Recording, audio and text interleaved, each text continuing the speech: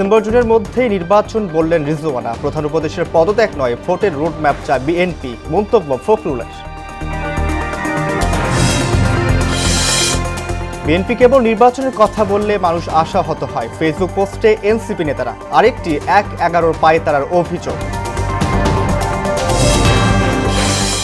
চানখারপুলের হত্যা মামলায় সাবেক ডিএমপি কমিশনার সহ ৮ পুলিশ সদস্যের বিরুদ্ধে চার্জ গঠন রোববার, এরপর আনুষ্ঠানিক বিচার শুরু। এবং চলতি অর্থ বছরে আসছে ৮ লাখ কোটি টাকার বাজেট, IMF এর চাপিয়ে দেওয়া নীতি মানা হয়নি, জানালেন অর্থ উপদেষ্টা।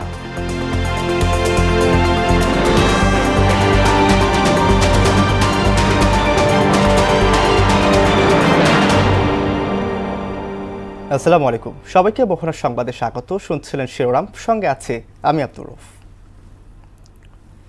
এবার বিস্তারিত। সরকারের প্রত্যাশা অনুযায়ী এবছরের ডিসেম্বরে বা আগামী বছরে জুনেই জাতীয় নির্বাচন হবে বলে জানালেন পরিবেশ উপদেষ্টা সৈয়দা রিজওয়ানা হাসান।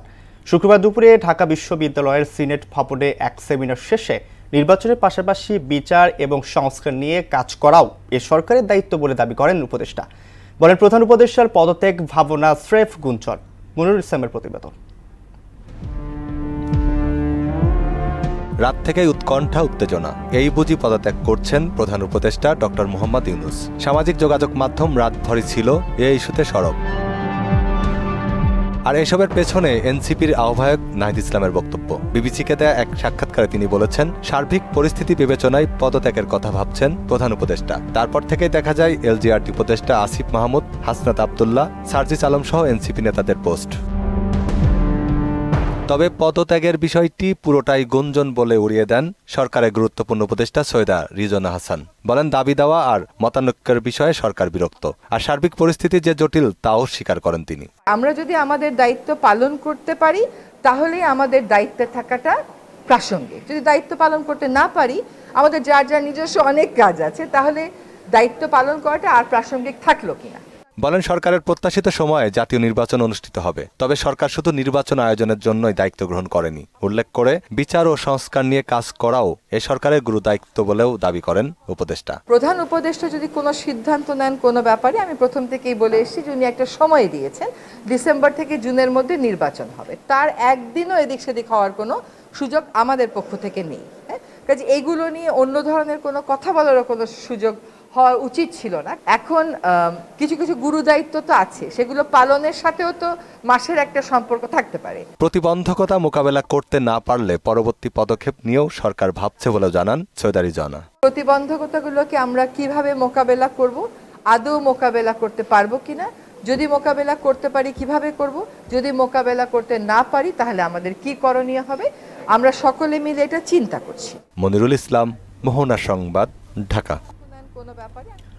প্রধান উপদেষ্টার পদত্যাগ বর্তমান সংকটের সমাধান নয়, এমন মন্তব্য করে বিএনপি চেয়ারপারসন উপদেষ্টা জয়নুল আবেদিন ফারুক বলেন, এক্ষেত্রে প্রয়োজনীয় সংস্কার শেষে দ্রুত জাতীয় নির্বাচন জরুরি। শুক্রবার জাতীয় প্রেস ক্লাবে এক প্রতিবাদ সভায় একথা বলেন তিনি। অন্য এক অনুষ্ঠানে দলটির সিনিয়র যুগ্ম মহাসচিব রুহুল কবির রিজভী বলেন, ক্ষমতায় গেলে বিএনপি জুলাই আন্দোলনের সব শহীদ পরিবার ও আহতদের দায়িত্ব নেবে। তানজিদ ভুঁইয়ার প্রতিবেদন। নরসিংদীর মেহেরপাড়ায় শহীদ আরমান মোল্লার পরিবারের সদস্যদের সাথে সাক্ষাৎ করেছেন বিএনপির সিনিয়র যুগ্ম মহাসচিব রুহুল কবির রিজভী। কেন্দ্রের বিভিন্ন স্তরের এবং স্থানীয় বিএনপির নেতাকর্মীরা তার সঙ্গে ছিলেন। রিজভী এতে বলেন, শহীদ পরিবারগুলোর পাশে দাঁড়ানোর দায়িত্ব সরকার ও রাষ্ট্রের, যা বর্তমান সরকার পুরোপুরি করতে পারেনি। যাদের রক্তের উপর আপনার এই অন্তর্বর্তী সরকার এবং আরো যারা আজকে অত্যন্ত ক্ষমতাশালী মানুষ বলে নিজেদের মনে করছেন, নতুন রাজনৈতিক দল যারা গড়েছেন, যারা ডিসি এসপির অফিসে সারাক্ষণ বসে থাকেন, তাদের কাছে এই লিস্ট নেই কেন? কেন আরমান মোল্লার ছেলে আজকে এতিমখানায় থাকবে?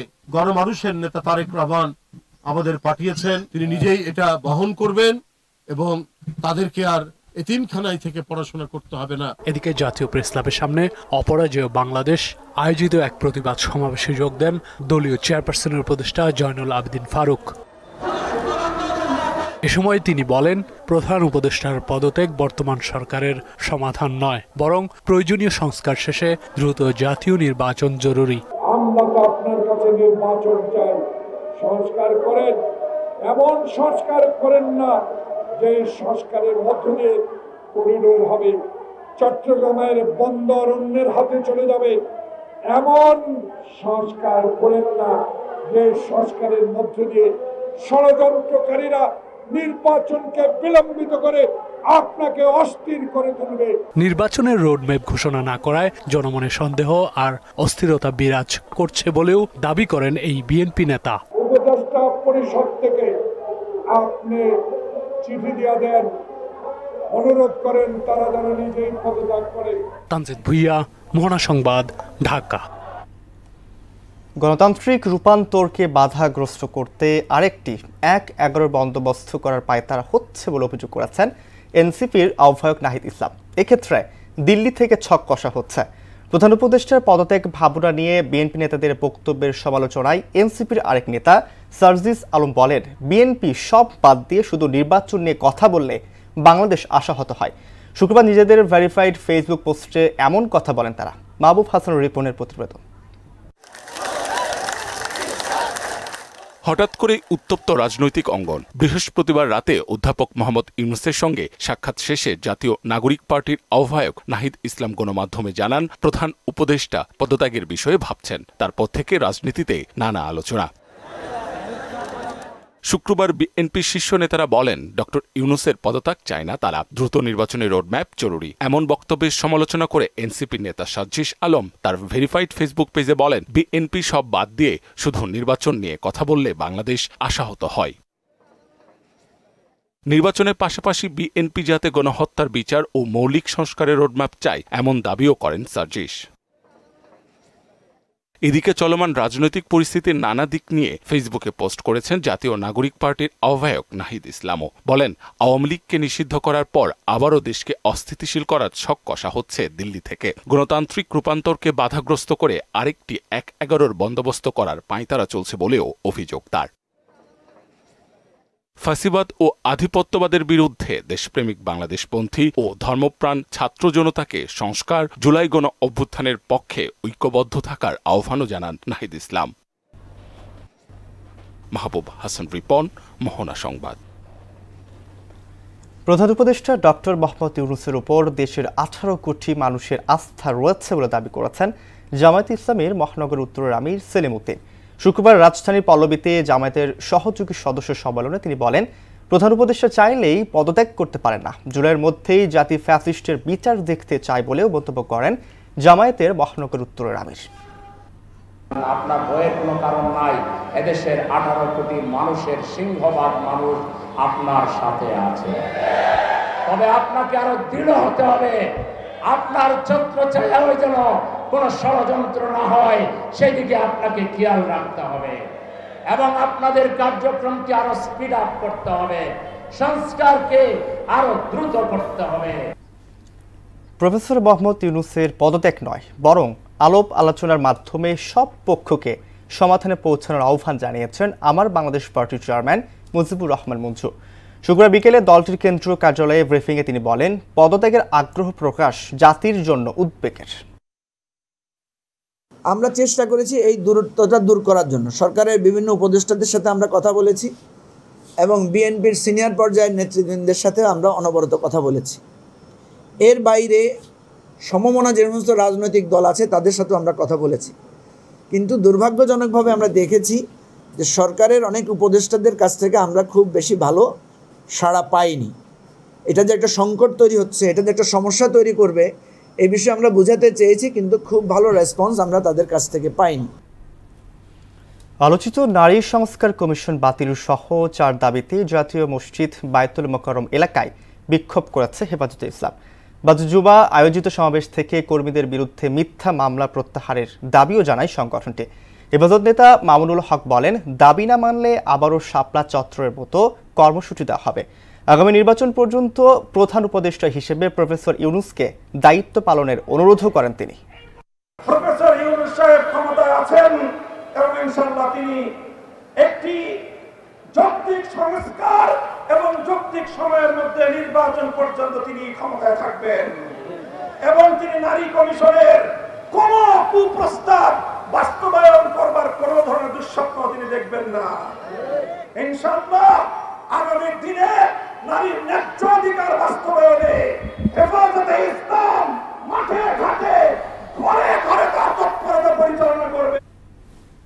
রাজধানীর চানখারপুলে 6 জনকে হত্যা মামলায় সাবেক ডিএমপি কমিশনার হাবিবুর রহমান সহ 8 পুলিশ সদস্যের বিরুদ্ধে আন্তর্জাতিক অপরাধ ট্রাইব্যুনালে আনুষ্ঠানিক চার্জ দেওয়া হবে রোববার। জুলাই আন্দোলনে মানবতা বিরোধী অপরাধের এটি প্রথম কোনো মামলার চার্জ দাখিল। এরপরে শুরু হবে আনুষ্ঠানিক বিচার। এর আগে গত 21 এপ্রিল এই মামলার তদন্ত প্রতিবেদন চিফ প্রসিকিউটরের কাছে জমা দেয় ট্রাইব্যুনালে তদন্ত সংস্থা। 8 আসামির মধ্যে 4 জন পলাতক রয়েছে। মূল্যস্ফীতি নিয়ন্ত্রণকে প্রাধান্য দিয়ে আসছে 7,90,000 কোটি টাকার বাজেট আকারে এটি চলতি অর্থ বছরের তুলনায় 7,000 কোটি টাকা কম। জাতীয় রাজস্ব বোর্ড এর আকার ছোট বললেও দ্বিমত পোষণ করেছেন অর্থনীতিবিদরা। তাদের মতে এবারে বাজেটও যথারীতি উচ্চাভিলাষী বা বাস্তবায়ন কঠিন হবে। বাজেট নিয়ে রেজা খানের 3য় পর্ব ধারাবাহিক প্রতিবেদনের আজ প্রথম কিস্তি। অন্তর্বর্তী সরকার প্রথম বাজেট ঘোষণা করবে আগামী 2 জুন। এবার সংসদের কার্যক্রম না থাকায় গণমাধ্যমের সামনে উপস্থাপন করা হবে বাজেট। আগের বারের চেয়ে 7,000 কোটি টাকা কমিয়ে 2025-26 অর্থবছরের জন্য প্রস্তাবিত বাজেটের আকার ধরা হয়েছে 7,90,000 কোটি টাকা। সার্বিক বিচারে স্বাধীনতার পর এই প্রথম বাজেটের আকার আগের বছরের তুলনায় ছোট হতে যাচ্ছে। আসছে অর্থবছরে এডিপির বরাদ্দ কমিয়ে 2,30,000 কোটি টাকা নির্ধারণ করা হয়েছে। চলতি অর্থবছরের চেয়ে এটি 35,000 কোটি টাকা কম। বাস্তবায়নের কথা ভেবেই এবার বাজেটের আকার ছোট করা হয়েছে বলে জানান এনবিআর সদস্য মুতাসিম বিল্লাহ ফারুকি। বাস্তবায়নযোগ্য যেন হয়। আমরা অনেক সময় একটি অ্যাম্বিশাস বাজেট করে ফেলি, যেটা আসলে বাস্তবায়ন হয় না। অনেক সময় দেখা যাচ্ছে যে এটার 70% 60% বাস্তবায়ন হচ্ছে। সেই জায়গাটাকেই চিন্তা করছি। এটাও একটা পার্ট অফ রিফর্ম আপনি বলতে পারেন। বাজেটে পণ্যমূল্য নিয়ন্ত্রণকে বিশেষ প্রাধান্য দিয়ে মূল্যস্ফীতি 6.5% ধরা হয়েছে। এনবিআর এর আরেক সদস্য কাজী মোস্তাফিজুর রহমানের দাবি, এই বাজেট সবার জন্য স্বস্তিদায়ক হবে। পণ্যের মূল্য বৃদ্ধি বিভিন্নভাবে বৃদ্ধি পাচ্ছে। এই বৃদ্ধিটা যখন কমে যাবে তখন অটোমেটিক দেখা যাবে যে আমাদের যে ইনফ্লেশনের যে বিষয়গুলো বললেন এগুলো অটোমেটিকই আমাদের নিয়ন্ত্রণের মধ্যে চলে আসবে। অর্থনীতিবিদ ডক্টর জাহিদ হোসেনের মতে রাজনৈতিক সরকার না হওয়ায় অন্তর্বর্তী সরকারের সস্তা জনপ্রিয়তার প্রয়োজন নেই। বাজেটের আকার সামান্য ছোট হলেও এখনো এটি বড়, উচ্চাভিলাষী এবং অবাস্তবায়নযোগ্য। রাজনৈতিক সরকার থাকলে তারা চায় যে সবসময় একটা জনতুষ্টিমূলক কিছু দেখানো, কাজ করি না করি অন্তত কাগজে কলমে যদি আমি দেখাতে পারি। এখন তো ওই ধরনের সিচুয়েশন নাই। সীমিত আকারের বাজেট হলে, সীমিত আকার বলতে আমার হিসাবে 7 লক্ষ বা 7,20,000 কোটি টাকার মতো একটা আকার যদি হয়। দেশের প্রেক্ষাপট বিবেচনায় সীমিত অভিলাষের বাস্তবায়নযোগ্য বাজেট প্রণয়নের তাগিদও দিয়েছেন তিনি। সীমিত অভিলাষের বাজেট যেটা বাস্তবায়ন সম্ভব সেটাই আমাদের করা উচিত। রেজা খান, মোহনা সংবাদ, ঢাকা। এই বিষয়ে অর্থ মন্ত্রণালয় ছাড়াও নানা ধরনের চ্যালেঞ্জের কথা উল্লেখ করেছেন অর্থ উপদেষ্টা সালেউদ্দিন আহমেদ। তিনি বলেন, অনেকেই অন্তর্বর্তী সরকারের সমালোচনা করছেন, তবে বহির্বিশ্বে এতে ভালো ইমপ্রেশন দেয় না, উল্টো ভাবমূর্তি ক্ষুণ্ণ হয়। শুক্রবার সকালে বাংলাদেশ ইকোনমিক্স অলিম্পিয়াড 2025 এর জাতীয় পর্বে প্রধান অতিথির বক্তব্যে তিনি এসব কথা বলেন। আসলে বাজেট নিয়ে সালেউদ্দিন আহমেদ বলেন, অনেক ধরনের কর ছাড়ের কথা বলা হয়েছে, এ বিষয়ে পরে উত্তর দিতে হবে। আর আইএমএফ যা চেয়েছিল তা এবার চাপিয়ে দিতে পারেনি। আপনারা ভালো থাকবেন, সুস্থভাবে দেশের জন্য একটু ইসে করেন। আর আমাদের জন্য একটু এখন আমরা অনেক চ্যালেঞ্জের ভিতরে আসতে দেরি হয়েছে, কারণ আছে সকাল থেকে আমার অনেক রকম ডায়নামিক্স, সেটা আমাদের শুধু অর্থ মন্ত্রণালয় না, নানা রকম ব্যাপারে জড়িত হতে হয়। সেটা এখন আবার বাজেটের প্রভাবে নিত্যপণ্যের দাম বাড়ার প্রবণতা নেই বাজারে। এমনকি ঈদ উপলক্ষে দাম বাড়ানোর প্রতিযোগিতাও দেখা যাচ্ছে না। গেল সপ্তাহের দামেই বিক্রি হচ্ছে বেশিরভাগ পণ্য। তবে বাজার তদারকি আরও বাড়লে স্বস্তি ফিরবে মধ্য ও নিম্নবিত্তের মাঝে। রেজা খানের আরেকটি রিপোর্ট। আর মাত্র 1 সপ্তাহ পর 2 জুলাই পেশ হবে 2025-26 অর্থ বছরের প্রস্তাবিত বাজেট। বাজেট এলেই নিত্যপণ্যের দাম বাড়ার প্রতিযোগিতা দেখা যায়, কিন্তু এবার বাজারে নেই তার প্রভাব। বাজেট এবং কুরবানি ঈদের আগে সাধারণত বাজারে এই সিন্ডিকেট একটা গড়ে ওঠে, যেটা ছিল তারা এই মানে জিনিসপত্রের দাম বাড়ায় দেয়, কিন্তু এবার কিন্তু সেটা নাই। এখনও সিন্ডিকেটের যে জায়গাগুলো আছে সেই জায়গাটা কিছুটা হলে হয়তো আমরা বলবো যে 5 to 20% মধ্যে ডেভিয়েশন হয়েছে, মানে মাইনাস হয়েছে। এটাকে পুরোপুরি সিন্ডিকেটটা ভাঙলে জিনিসপত্রের দাম আরও অলমোস্ট 20% কমানো সম্ভব। এছাড়া প্রতি বছর ঈদ ঘিরে বাজার তেতে উঠলেও এবার তা লক্ষ্য করা যায়নি। অনেকটাই গেল সপ্তাহের দামেই বিক্রি হচ্ছে বেশিরভাগ নিত্যপণ্য। 50 টাকায় পেঁয়াজ লাস্ট 4 ইয়ার্সে আমি কখনো দেখি নাই, বাট এখন তো আমি 50 টাকায় পেঁয়াজ কিনতেছি। সব আলহামদুলিল্লাহ ভালো আছে, আমরা হ্যাপি। হাতে গোনা দু একটি সবজির দাম 100 টাকার উপরে, বাকি সব মিলছে 60 থেকে 80 টাকার মধ্যে। বাড়েনি ডিম মুরগির দামও, তবে গরুর মাংস গেল সপ্তাহের মতো 50 টাকা বেড়ে এখনো বিক্রি হচ্ছে 800 টাকা দরে। ফুলকপি 60 টাকা, কাঁচামরিচ আছে 80 টাকা, ধন্যবাদ 160 টাকা, টমেটো 80 টাকা, পটল আছে 50, পেঁপে 60 টাকা, করলা 60 টাকা। আগের দামে আছে, 10 টাকা খালি সোনালি কমছে। আর কুরবানির জন্য এগুলো রেডি করে করে রাখতেছে, এই জন্য একটু গরুর দাম বাড়তি। কোরবানি উপলক্ষে এলাচের দাম প্রকারভেদে কেজিতে প্রায় 2000 টাকা বেড়েছে গেল সপ্তাহের আগেই। এবার নতুন করে বেড়েছে গুঁড়া দুধের দাম। এলাচের দামটা কেজিতে প্রায় 1500-2000 টাকার মতো বাড়ছে। সবুজটা যেটা 3200-3300 ছিল, ওটা 5200-300 টাকা কেজি এখন। আর জিরা টিরা এগুলো আগের দামই আছে। এদিকে মাছের দাম অনেক আগেই চলে গেছে গরিবের নাগালের বাইরে। পাঙ্গাস ও তেলাপিয়া ছাড়া অন্য মাছ কিনতেই পারছেন না সীমিত আয়ের মানুষ। মাছের দাম অত্যধিক, একেবারে সীমাহীন। গরিব মাছের লেগে একমাত্র পাঙ্গাস আর তেলাপিয়া আমরা বেশি ঠিকই খাইতে পারি না। এদিকে চালের বাজারও গেল সপ্তাহের দামেই স্থিতিশীল আছে। বাজার নিয়ন্ত্রণে নিয়মিত তদারকি চান সাধারণ মানুষ। রেজা খান, মোহনা সংবাদ, ঢাকা। মাদক ও জুয়ার নেশায় পথভ্রষ্ট তরুণরা চুরি, ছিনতাই, হত্যার মতো অপরাধে জড়িয়ে পড়ছে বলে জানিয়েছেন র্যাব 4-এর অধিনায়ক লেফটেন্যান্ট কর্নেল মাহবুব। রাজধানীর পল্লবীতে হাতুড়ি পেটা করে চালককে হত্যার ঘটনায় লুণ্ঠিত সিএনজি সহ 5 জনকে গ্রেফতার করার কথাও জানান তিনি। শুক্রবার সকালে র্যাব 4-এ সংবাদ সম্মেলনে এসব কথা বলেন অধিনায়ক। এসু সেলিমের প্রতিবেদন। গেল 19 মে রাত 9টার কিছু পর সাভারের তালবাগ এলাকায় কথা কাটাকাটির জেরে শাহিন নামে এক যুবককে মাথায় গুলি করা হয়। এতে ঘটনাস্থলে মারা যায় রংমিস্ত্রি শাহিন।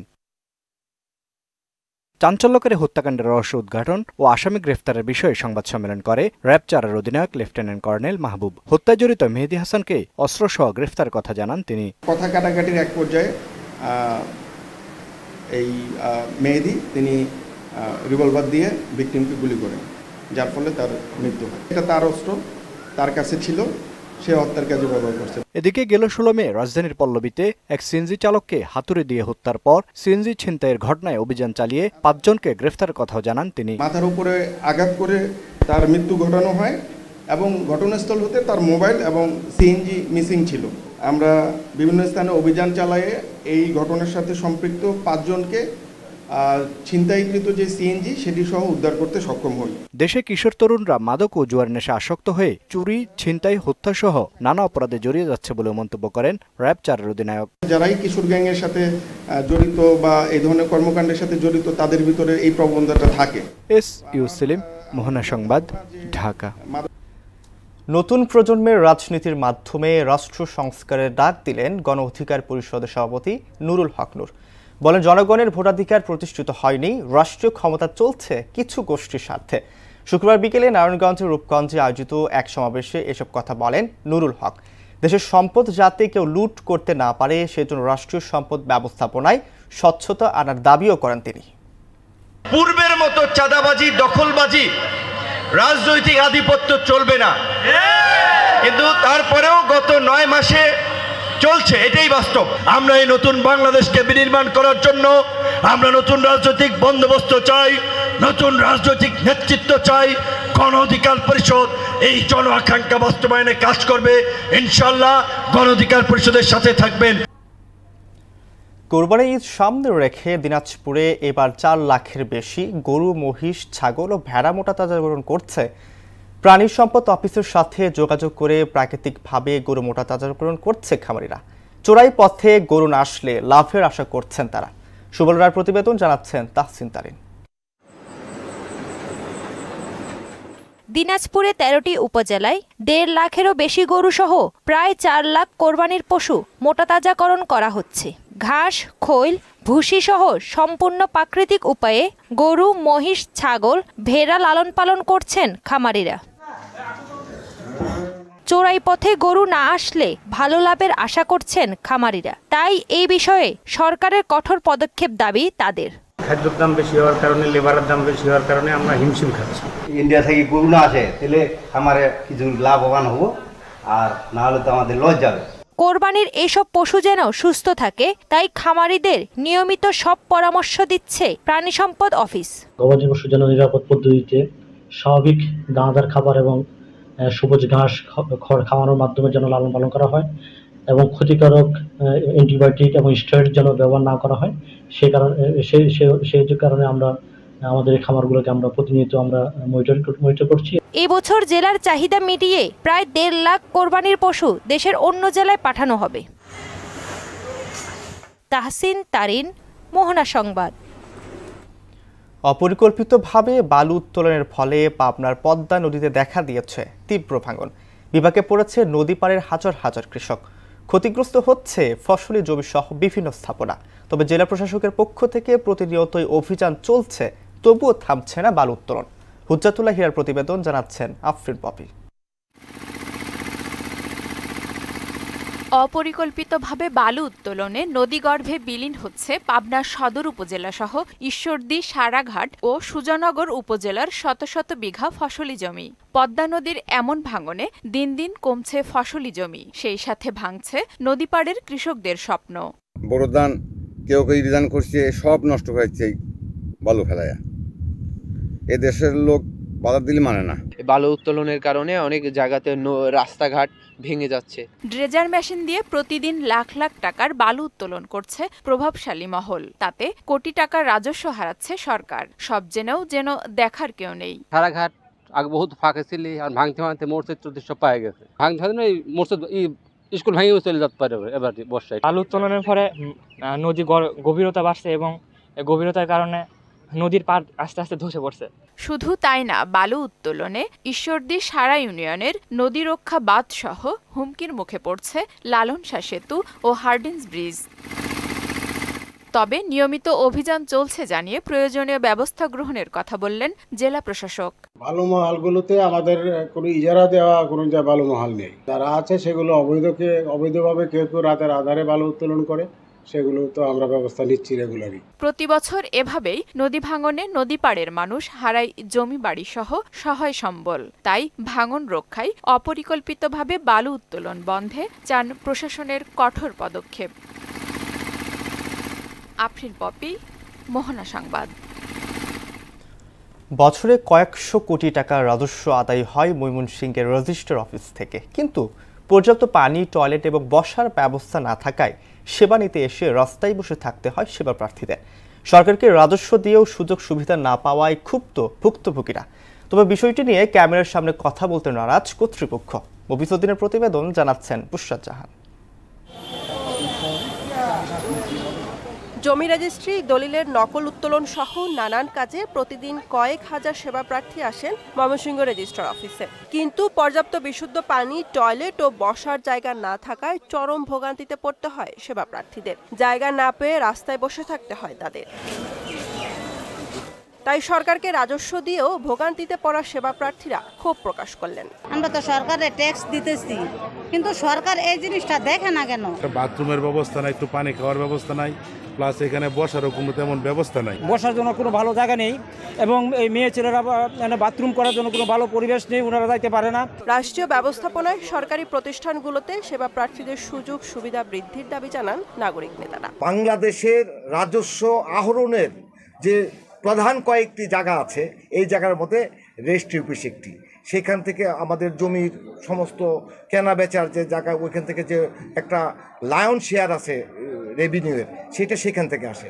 আর সেখানের যে দুরবস্থাটা আপনারা দেখে এসেছেন, সেটার আমরা ভুক্তভোগী। এ নিয়ে ক্যামেরার সামনে কথা বলতে রাজি হননি জেলা সাব রেজিস্ট্রার। ময়মনসিংহ রেজিস্ট্রারের কার্যালয় থেকে গেল বছর ৯৬,৬৮৮টি দলিলের বিপরীতে রাজস্ব আদায় হয়েছে ৩৮১,৮২,৫৫,৩৪১ টাকা। বুশরাত জাহান, মোহনা সংবাদ। আন্তর্জাতিক প্রসঙ্গ। গাজা ইসরায়েলি হামলায় নতুন করে ৮৫ ফিলিস্তিনি নিহত হয়েছে। ত্রাণ সহায়তা বন্ধ থাকায় গত কয়েকদিনের অনাহারে প্রাণ গেছে প্রায় ২৯ জনের। এ তাণ্ডবের নিন্দা জানিয়ে গাজায় দ্রুত মানবিক সহায়তা প্রবেশের পদক্ষেপ চেয়েছেন গ্রিসের প্রধানমন্ত্রী কিরিয়াকোস মিৎসোতাকিস। এদিকে ইসরায়েলের বিরুদ্ধে পাল্টা ব্যবস্থা নেওয়ার হুমকি দিয়েছে ইরান। অন্যদিকে হার্ভার্ড বিশ্ববিদ্যালয়ে আন্তর্জাতিক শিক্ষার্থীদের ভর্তিতে নিষেধাজ্ঞা দিয়েছে ট্রাম্প প্রশাসন। বিস্তারিত কাজী শাহরিনের ডেস্ক রিপোর্ট। ইসরায়েলি বর্বরতায় গাজায় থামছে না মৃত্যুর মিছিল। প্রতিদিন নৃশংস তাণ্ডবে বাড়ছে প্রাণহানি। গত ২৪ ঘন্টায় ইসরায়েলি বিমান হামলায় প্রাণ হারিয়েছে আরও ৮৫ ফিলিস্তিনি। আহত হয়েছে ২৫০ শতাধিক। ১৮ মাসের বেশি সময় ধরে চলা বর্বরতায় প্রাণহানি পৌঁছেছে ৫৩,৮০০। ওদিকে গত কয়েকদিনে গাজায় শুধু অনাহারেই মৃত্যু হয়েছে ২৯ জন শিশু ও বৃদ্ধের। গাজার স্বাস্থ্য মন্ত্রণালয় বলছে হাজার হাজার মানুষ এখনও চরম খাদ্য সংকটে ভুগছেন এবং অনাহারে মৃত্যুর ঝুঁকিতে রয়েছেন। গাজায় ইসরায়েলি এ তাণ্ডবের নিন্দা জানিয়েছে গ্রিস। এছাড়া সেখানে সামরিক অভিযান বন্ধ করতে হবে বলে মন্তব্য করেছেন গ্রিসের প্রধানমন্ত্রী কিরিয়াকোস মিৎসোতাকিস। একই সঙ্গে গাজায় মানবিক সহায়তা প্রবেশের অনুমতি দেওয়ার জোর দাবিও জানান তিনি। এদিকে ইসরায়েলের বিরুদ্ধে পাল্টা ব্যবস্থা নেয়ার হুমকি দিয়েছে ইরান। যুক্তরাষ্ট্রের সংবাদ মাধ্যম এক্সিওস জানায়, ইরান ও যুক্তরাষ্ট্রের মধ্যে পারমাণবিক চুক্তি আলোচনা ভেস্তে গেলে ইসরায়েল তাৎক্ষণিকভাবে ইরানে হামলা শুরু করবে। এর জেরে দেশটি বলেছে, আন্তর্জাতিক সম্প্রদায় যদি কার্যকর ব্যবস্থা না নেয় তাহলে নিজেদের পারমাণবিক অবকাঠামো রক্ষায় তারা ইসরায়েলের বিরুদ্ধে বিশেষ ব্যবস্থা নিতে বাধ্য হবে। হার্ভার্ড বিশ্ববিদ্যালয়ের বিদেশি শিক্ষার্থী ভর্তির অনুমোদন বাতিল করেছে ট্রাম্প প্রশাসন। যুক্তরাষ্ট্রের হোমল্যান্ড সিকিউরিটি মন্ত্রী ক্রিস্টি নোয়েম জানিয়েছেন, হার্ভার্ড বিশ্ববিদ্যালয়ের student and exchange visitor program সনদ বাতিল করা হয়েছে। তিনি আরও জানান, ক্যাম্পাসের সহিংসতা, ইহুদি বিরোধী মনোভাব এবং চীনা কমিউনিস্ট পার্টির সঙ্গে সমন্বয়ের অভিযোগে এ পদক্ষেপ নেওয়া হয়েছে। তবে একে আইন বহির্ভূত বলে উল্লেখ করেছে হার্ভার্ড প্রশাসন। কাজী শাহরিন, মোহনা সংবাদ। আন্তর্জাতিক টেস্ট থেকে অবসরের ঘোষণা দিলেন শ্রীলঙ্কান অলরাউন্ডার অ্যাঞ্জেলো ম্যাথিউস। আগামী মাসে বাংলাদেশের বিপক্ষে টেস্ট খেলে ইতি টানবেন ৩৭ বছর বয়সী এই ক্রিকেটার।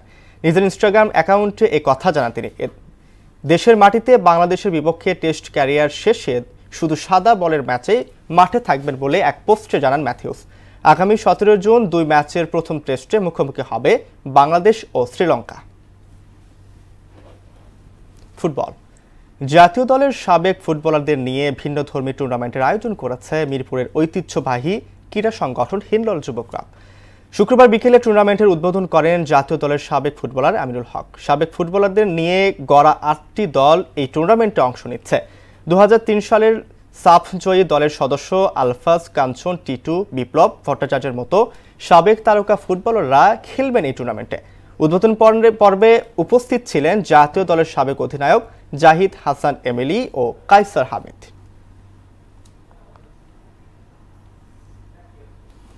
শেষ করব মোহনার সংবাদ, যাবার আগে শিরোনামগুলো জানিয়ে দিচ্ছি।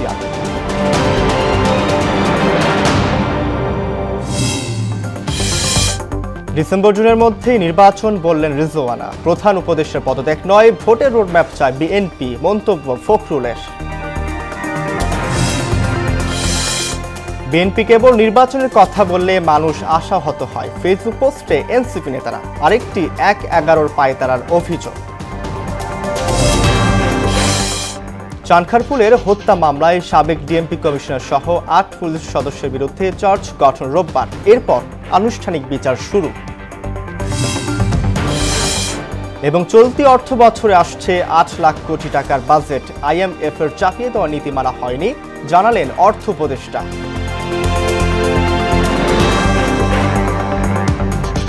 এই ছিল মোহনার সংবাদে। মোহনার সবশেষ খবর সবার আগে জানতে ভিজিট করুন www.mohana.tv। সংবাদ দেখতে পারেন ফেসবুক, ইউটিউবেও। এতক্ষণ সঙ্গে থাকার জন্য ধন্যবাদ সবাইকে।